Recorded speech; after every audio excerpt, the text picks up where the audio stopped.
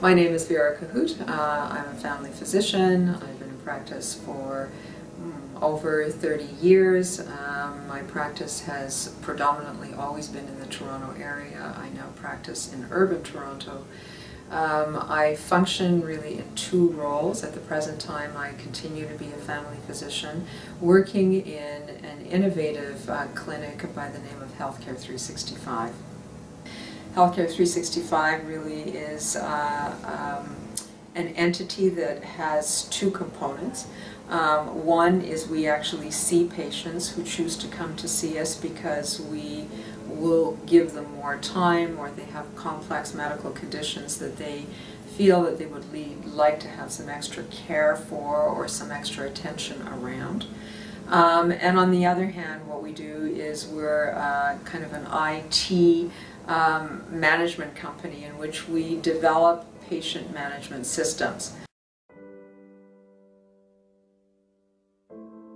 In our clinic at Healthcare 365, we utilize a number of human resources in patient care.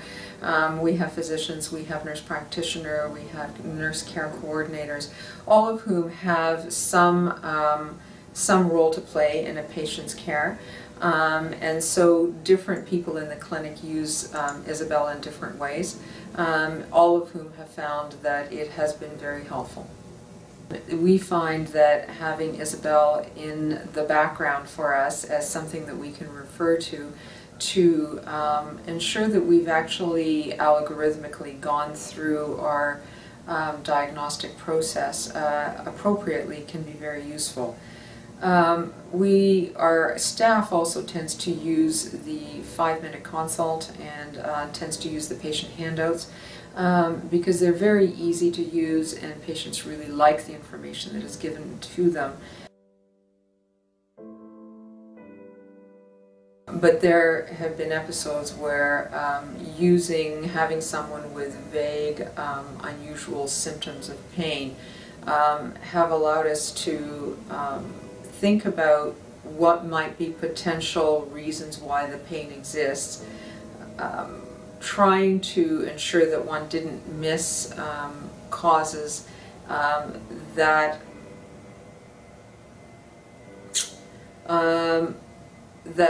were unusual, and used Isabel in an attempt to try and clarify if there needed to be anything else to be looked at or investigated or asked about.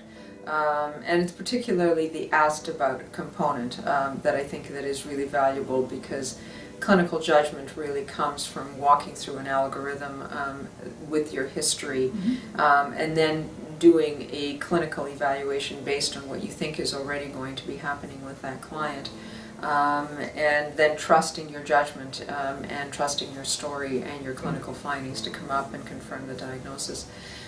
So making sure that you actually got all aspects of the story in one or two cases were actually helpful. I think that's where we found it useful. It's also relevant to sometimes look at the differential diagnosis, which may seem very large in some cases. And if you scan through sometimes these differentials, it may allow you to think of something that maybe you need to ask or should have asked. And by doing that iterative change, you may actually find that your differential diagnosis actually is altered. And that may tip you to something that you never thought of before.